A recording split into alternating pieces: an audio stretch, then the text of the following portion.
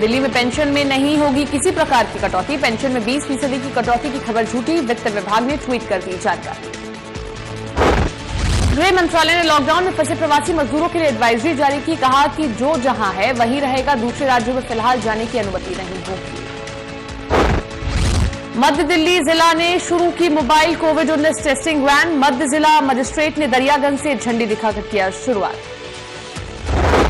गाजियाबाद में corona virus के राहत की खबर है, यहां पर 2 हॉटस्पॉट खत्म किए गए, केडीबी शबाना राजनगर एक्सटेंशन और गिरनार सोसाइटी कौशाम्बी इलाकों को सामान्य घोषित कर दिया गया है। गाजियाबाद में लॉकडाउन के बीच शहर किचन से खाना बनाकर वितरण किया जा रहा है। इंदिरापुरम के डिलीशियस फूड में जहां पर काफी सफाई के साथ पूरी और आलू की सब्जी बनाई जा रही है।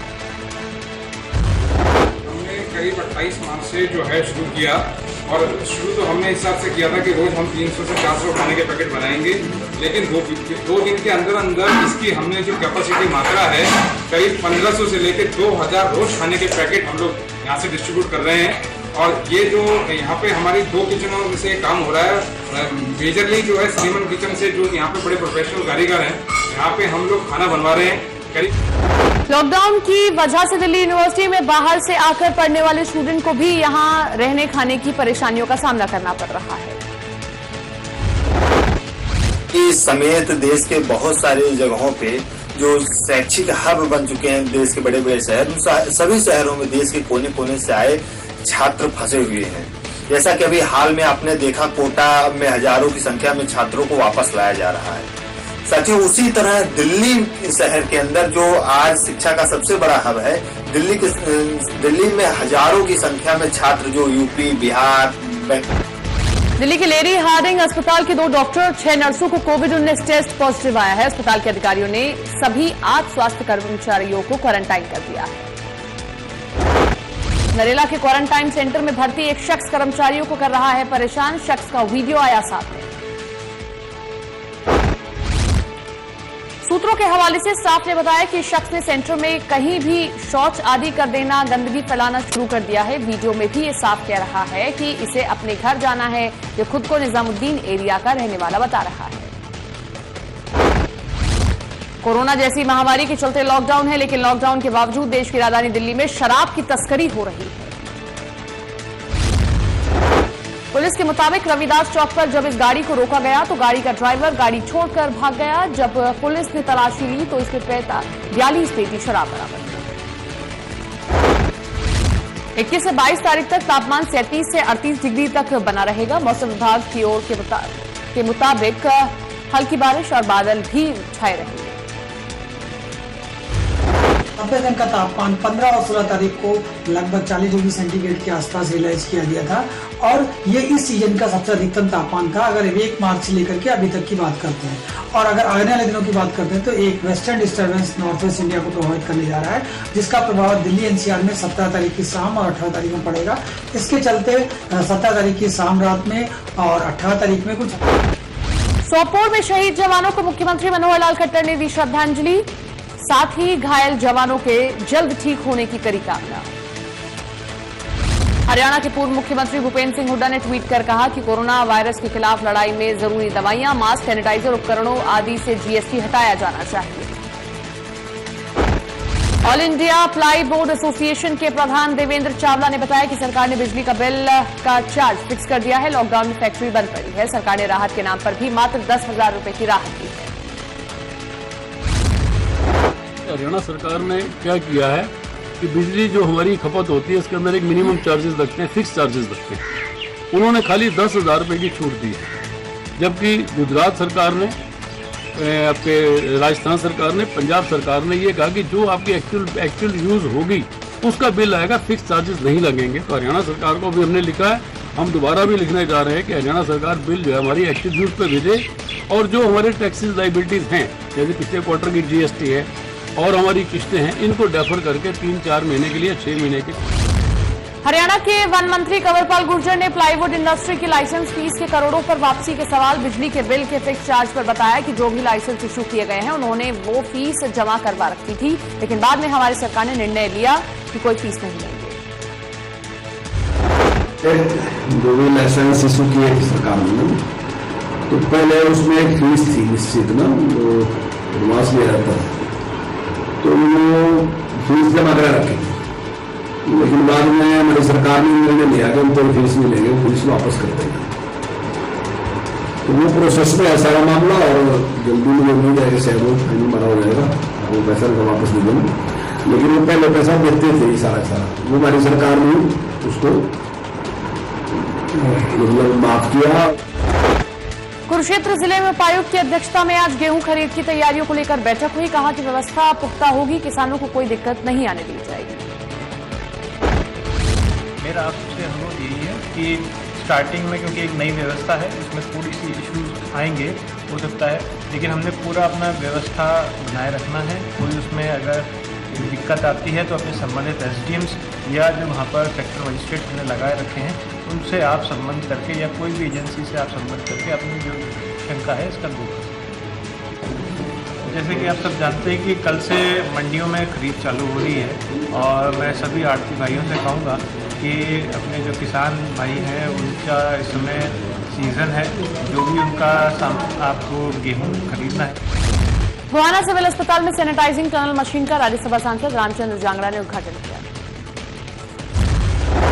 जो भी किसान गलती से या लापरवाही से जिन्होंने पोर्टल के ऊपर अपने आप की रजिस्ट्रेशन नहीं करवाई है, सरकार का ये कहना है कि सबका एक एक दाना खरीद लिया जाएगा, उनको भी सबको मौका दिया जाएगा, पोर्टल के ऊपर अपने रजिस्ट्रेशन करा लेंगे। और हरियाणा प्रदेश में ना सरसों की खरीद में ना गेहूं की खरीद में किसी किस्म की कोई समस्या नहीं आएगी। ये कोरोना महामारी की वजह से कल से शुरू होने वाली गेहूं की सरकारी खरीद से पहले उपायुक्त डॉक्टर अंशज सिंह ने गोहाना के खरीद केंद्रों का दौरा किया और अधिकारियों को जरूरी दिशा निर्देश दिए। स्टैंडिंग में सारी व्यवस्था होनी चाहिए, पीने का पानी, और खास करके कोरोना को देखते हुए हैंड वॉशिंग का, सैनिटाइजर का, मास्क की व्यवस्था स्पेशल इस बार जो करवाई जा रही है मंडी बोर्ड द्वारा वो है। बाकी साफ सफाई है। तो आरती जो यहाँ नया सेंटर इस बार के लिए बना है, तो 8 आरती हैं। उनकी जो विशेष हिदायतें होती हैं कि जैसे कच्चा है तो यहाँ पर चरखी दादरी में गेहूं की सरकारी खरीद के लिए जिला के ग्रामीण क्षेत्रों में खरीद केंद्र बनाए गए। 20 तारीख से शुरू कर रहे हैं। हमारे यहाँ दादरी में 6 सेंटर हमने बनाए हैं गेहूं की खरीद के लिए, जो ऊपर सिलेक्ट होके आए। और हमारे यहाँ पे दादरी में 8500 जो फार्मर हैं वो रजिस्टर्ड हैं गेहूं के लिए। किसानों के लिए हमने बिजली पानी की व्यवस्था जो सेंटर पर करवा रखी है, और मास्क और सैनिटाइजर और सोशल डिस्टेंसिंग का पूरा ध्यान रखा जाए। गेहूँ की खरीद हम कल से ही 20 तारीख से शुरू कर रहे हैं। हरियाणा में गेहूं की फसल की खरीदारी शुरू होने वाली है। नारनौंद की अनाज मंडी में आढ़तियों ने सरकार की पॉलिसी को गलत बताया। अभी तक किसी प्रकार की कोई क्लियर नहीं है पॉलिसी कि हम किस तरीके से खरीद करेंगे। रोज पॉलिसी बदलती है। कभी कहते हैं हम टोकन जारी करेंगे। अभी तक मंडी में किसी किसान को कोई टोकन जारी नहीं किया गया। किसी किसान को नहीं पता है मैंने फसल लेके जानी है नहीं लेके जानी है, ना आढ़ती को पता है। कल किसान को आईजी हरदीप दून कोयल कॉम्प्लेक्स के सभागार में प्राइवेट स्कूल संचालकों की बैठक में संबोधित किया। कहा कि प्राइवेट स्कूल समाज निर्माण में अहम रोल अदा करते हैं। और हमारा प्रयास ये रहा कि बच्चों को बुक्स वगैरह जो है प्रयास करें। आपकी जो स्कूल की बस है जैसे बच्चों को लेने जाती है उसी तरह बच्चों की बुक्स भी करें, या आप परिवार में से एक आदमी को बुलाएं। इस चीज का सबने आश्वासन भी दिया है। लॉकडाउन के बाद लोगों को राशन सामग्री और अन्य सुविधाएं देने के लिए पहलवान योगेश्वर दत्त भी जरूरतमंदों की मदद के लिए आगे आए। देखिए अभी जो मैपुर टीम ने तो वैसे तो स्टार्टिंग लगे हुए हैं रसोई में, चाहिए हर गांव में जो टीम बनाई है उन तक सामान पहुंचाया हमने। और आज लगभग 400 पैकेट हो रहे हैं। हम टीम में बांटने की टीम हमारी टीम गांव में जाएगी, जहाँ भी जरूरतमंद वो ये चीज़ सामान देगी। उसमें 2 किलो चावल है, दाल है। अमेरिका में कोरोना का कहर जारी। दुनिया भर के संक्रमित देशों में सबसे ज्यादा बुरा हाल अमेरिका का है। अमेरिका में कोरोना महामारी की चपेट में 7,32,000 से ज्यादा लोग हैं। न्यूयॉर्क के गवर्नर एंड्रियो कुओमो ने स्पष्ट किया कि कोरोना का कहर कम होता दिखाई दे रहा है क्योंकि अस्पताल में इस बीमारी की चपेट में आने वाले लोगों की संख्या में गिरावट आई है। कोरोना वायरस का कहर थमने का नाम नहीं ले रहा है। इस बीच कोरोना संक्रमण से यूरोप में मरने वालों की संख्या 1 लाख के आंकड़े को पार कर गई है। कोरोना वायरस से बुरी तरह से प्रभावित यूरोप में संक्रमण के अब तक कुल 11,36,672 मामले सामने आ गए। कोरोना वायरस के संक्रमण में दुनिया भर में लगातार तेजी देखने को मिल रही है। अफगानिस्तान के राष्ट्रपति अशरफ गनी के पैलेस में काम करने वाले करीब 20 लोगों में संक्रमण पाया गया। हालांकि अभी यह स्पष्ट नहीं हो पाया कि राष्ट्रपति अशरफ गनी भी कोरोना वायरस से संक्रमित हैं या नहीं। गनी के प्रवक्ता अफगानिस्तान के स्वास्थ्य मंत्रालय ने इस पर टिप्पणी करने से इनकार कर दिया। अमेरिका के राष्ट्रपति ट्रंप ने चीन को दी चेतावनी, कहा कि यदि वो कोरोना वायरस के संक्रमण जानबूझकर फैलाने का जिम्मेदार पाया जाता है तो नतीजा भुगतने के लिए तैयार हो जाए। ट्रंप ने कोविड-19 को लेकर चीन के रहस्यमय अंदाज, इस बीमारी से जुड़े तथ्यों में पारदर्शिता की कमी और शुरुआती दौर में अमेरिका के साथ असहयोग के रवैये पर निराशा जताई। आईएमएफ का कहना है कि इस साल वैश्विक अर्थव्यवस्था में 3% की कमी आई थी। आईएमएफ के अनुसार 2020 में विकास दर 0 होगी, जो 2008 के आर्थिक संकट से भी कहीं ज्यादा खराब है। आईएमएफ ने $8 ट्रिलियन जुटा लिए हैं, लेकिन सार्वजनिक आय की कमी है। देश में बढ़ते कोरोना और लॉकडाउन के बीच दवाओं की पर्याप्त सप्लाई को ध्यान में रखते हुए केंद्र सरकार ने एक बड़ा फैसला लिया। इससे दवाइयों की सशर्त आयात की अनुमति दी है, जिनके एक्सपायर होने में 60% से भी कम समय बचा। डीसीजीआई ने सभी बंदरगाहों में तैनात अपने अधिकारियों को दवाओं की उपलब्धता सुनिश्चित करने के निर्देश दिए। निजी क्षेत्र के सबसे बड़े बैंक एचडीएफसी बैंक ने सीईओ और एमडी आदित्य पुरी के उत्तराधिकारी के लिए 3 लोगों का चयन कर लिया है। बैंक की बोर्ड मीटिंग में इस बात का फैसला लिया गया। लॉकडाउन का 26वां दिन है, फ्यूल की मांग नहीं आ रही है, लेकिन पेट्रोल डीजल के दाम स्थिर बने हुए हैं। 20 अप्रैल यानी सोमवार के बाद मांग बढ़ने की संभावना है।